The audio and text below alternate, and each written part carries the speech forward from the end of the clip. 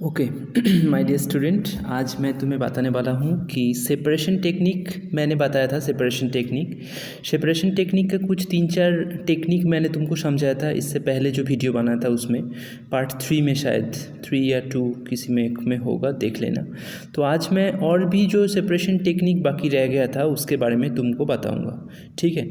वो क्या है? डिस्टिलेशन। तो हमारे सिलेबस में डिस्टिलेशन 2 टाइप का है, एक है सिंपल डिस्टिलेशन और एक फ्रैक्शनल डिस्टिलेशन।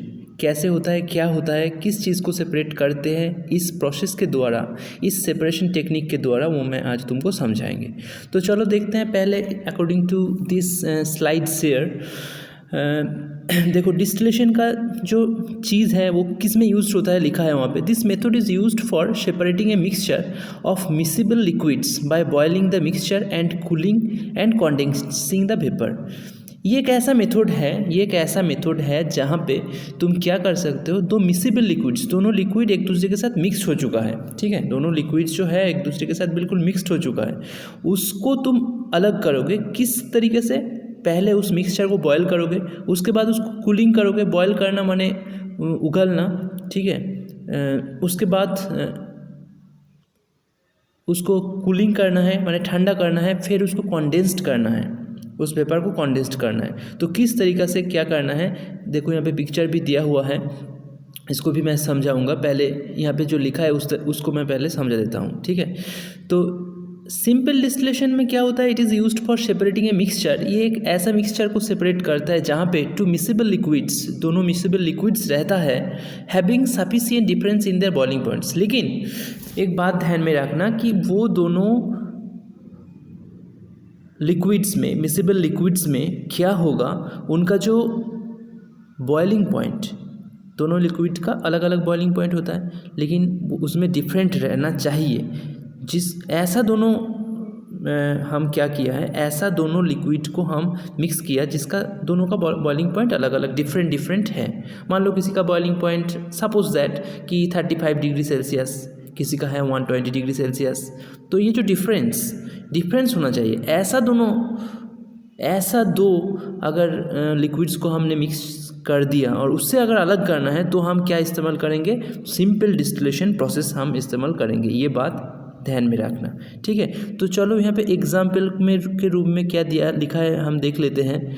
एग्जाम्पल के रूप में, if A mixture of acetone and water, अगर एसीटोन और वाटर का मिक्सचर को तुम पहले, वाटर और एसीटोन, वाटर का बॉइलिंग पॉइंट हम जानते हैं 100 डिग्री सेल्सियस, एसीटोन का एग्जैक्टली मुझे अभी पता नहीं है, तुम देख लेना नेटफेट से।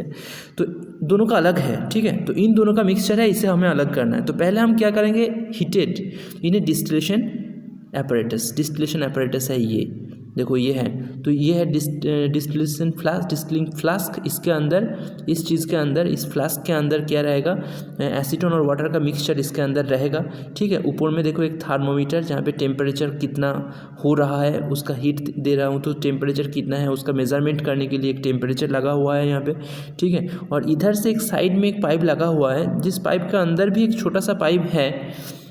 तो और इधर देखो दोनों पाइप लगा हुआ है, इस दोनों पाइप से क्या होगा, बाहर से किसी टैप जिसमें से पानी फ्लो होता है, उस पानी को हम टैप को ऑन कर देंगे तो इस कांच के नल के अंदर से ये पानी फ्लो होता रहेगा। तो इधर से ये जो दोनों लिक्विड्स, ठीक है, तो अच्छे से समझना, जिसका बॉइलिंग पॉइंट कम है वो पहले बॉइल्ड होके भाप बन के ऊपर आएगा और इस नल के माध्यम से, इस नल के माध्यम से इधर अंदर आएगा। नल के अंदर और भी एक नल है, देखना, छोटा नल, तो उस नल के अंदर आएगा। तो इधर से बाहर से जब ये वाटर इसके अंदर फ्लो होगा तो वाटर के द्वारा ये कूलिंग होगा, और उस अंदर वाला जो छोटा सा नल है उस नल के अंदर वो क्या होगा, कॉन्डेंस्ड होगा। और कॉन्डेंस्ड होने के बाद ये कॉन्डेंसर के रूप में काम करता है। ये वाला पोर्शन देखो, कॉन्डेंसर लिखा हुआ है। कॉन्डेंस होके इस छोटा वाला, इसका अंदर, ये बड़ा ट्यूब के अंदर जो छोटा ट्यूब है कांच का, ग्लास का जो ट्यूब अंदर जो है उसमें कॉन्डेंस होगा, और ये दूसरा एक कंटेनर में ये एसीटोन, हम जानते हैं एसीटोन का जो बॉइलिंग पॉइंट होता है वो लो होता है, किससे, वाटर से। तो एसीटोन पहले ही बॉइल्ड होने लगेगा, भाप बनने लगेगा, और इधर ऊपर आके भाप बन के इधर अंदर आएगा और इस ट्यूब के अंदर घुस जाएगा, और यहाँ पे आके कॉन्डेंस्ड होगा in the contact of cold water. which is passed into this tube, okay, and then it will be condensed होने के बाद ये दूसरा एक कंटेनर हम लगा लेंगे इसके सामने, जैसे यहाँ पे लगा हुआ है देखो, तो इसके अंदर वो एसीटोन जिसका बॉइलिंग पॉइंट लो होगा वो आके इस कंटेनर में जमा हो जाएगा। तो ये ऐसे होता है हमारा सिंपल डिस्टिलेशन। देखो यहाँ पे लैंग्वेज में क्या लिखा है थोड़ा बता देते हैं हम। Heated in a distillation apparatus में लेके उसको हीट करना है। The acetone which has a lower boiling point, acetone का बॉइलिंग पॉइंट लोअर होता है, कम होता है देन वाटर से। तो first boils and cools and condenses and is separated from water. तो पहले वो बॉयल होगा, भाप बनेगा, उसके बाद उसको कूल करना है वाटर के कांटेक्ट में आके, फिर वहाँ पे कॉन्डेंस्ड भी हो जाएगा वहाँ पे रहने के वजह से, और कॉन्डेंस्ड होके वो दूसरे कंटेनर में हम उसको सेपरेट कर सकते हैं। तो ये हो गया हमारा सिंपल डिस्टिलेशन मेथड, ओके, ये हो गया हमारा सिंपल डिस्टिलेशन मेथड। अब हम बताएंगे तुमको कि फ्रैक्शनल डिस्टिलेशन कैसे होता है और किस में यूज़ करते हैं। तो चलो हम पहले देखते हैं according to this slides here. It is used for separating a mixture of 2 or more miscible liquids whose difference in boiling point is less than 25 K। दोनों ऐसा लिक्विड से ले लिया जो एक दूसरे के साथ बिल्कुल मिसिबल हो जाता है। फ्रैक्शनल डिस्टिलेशन की बात कर रहा हूँ मैं। फ्रैक्शनल डिस्टिलेशन कहाँ पे यूज़ होता है उसके बारे में मैं बात कर रहा हूँ, ठीक है।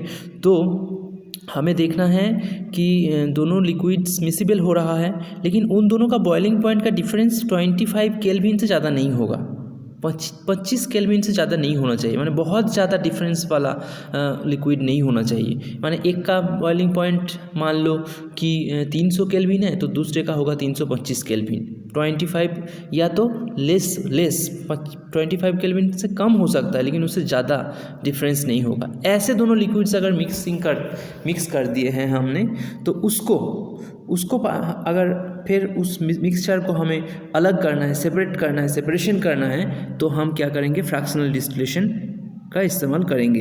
इस प्रोसेस के द्वारा हम करेंगे, ठीक है। तो चलो देखते हैं। The apparatus used for fractional distillation is similar to the used for the simple distillation। Simple distillation के तरह ही है इसका भी, जो apparatus यूज़ करते हैं, जो टूल्स यूज़ करते हैं इसमें, जैसे ये कांच का जो यहाँ पे तुम्हें दिखाई दे रहा है इसका फिगर, ठीक है। तो देखो थोड़ा इसको मैं पहले बता देता हूँ। ये एक राउंड बटन फ्लास्क है, यहाँ पे नीचे बुनसेन बर्नर लगा हुआ है, यहाँ पे हीट देता है। यहाँ पे मिक्सचर को ले लेंगे हम, जिसे सेपरेट करना है। जिन दोनों लिक्विड का डिफरेंस 25 केल्विन से ज़्यादा नहीं है, कम है, ऐसा लिक्विड्स दोनों मिक्सचर यहाँ पे रखा जाएगा, इस राउंड बटन फ्लास्क के अंदर रखा जाएगा। फिर यहाँ से एक थर्मोमीटर भी लगाया गया पहले के जैसा, और यहाँ पे फिर वही सिस्टम है। यहाँ पे कंटेनर है, यहाँ पे एक वाटर आउटलेट और एक इनलेट, एक साइड से वाटर इन होगा और एक साइड से आउट हो जाएगा, कंडेंसर का काम करेगा, ठीक है। वही सेम टाइप ऑफ पैटर्न यहाँ इसमें भी है, लेकिन चलो देखते हैं इसमें थोड़ा डिफरेंस क्या है। सिंपल डिस्टिलेशन की तरह ही है, एक्सेप्ट दैट द फ्रैक्शनिंग कॉलम है is fitted between the distillation flask and condenser.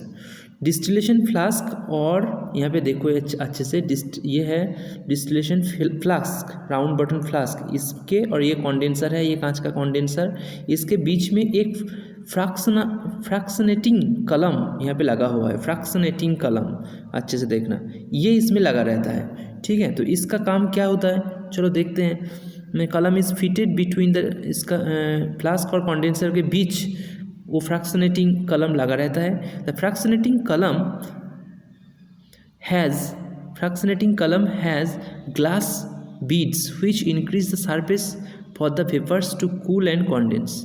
Vapours का सरफेस जो होता है, जो वेपर्स यहाँ पे प्रोड्यूस होता है हीट देने के बाद, उस वेपर का सरफेस को वो क्या करता है, इंक्रीज़ करता है और वो जल्दी कूल हो जाए एंड कंडेंस हो जाए, ठीक है। Fractional distillation is used for separating components of petroleum के अंदर जो कंपोनेंट रहता है, पेट्रोलियम ऑयल, उसके अंदर जो कंपोनेंट रहता है उसको सेपरेट करने के लिए। Separating the different gases from air के अंदर डिफरेंट गैस रहता है, तो उस गैस को अलग अलग डिफरेंट गैस, जैसे nitrogen, oxygen, carbon dioxide gas रहता है, तुम जानते हो एयर के अंदर, एयर मिक्सचर के अंदर, तो उसको अलग करने के लिए हम इसको फ्रैक्शनल डिस्टिलेशन को यूज़ करेंगे, ठीक है।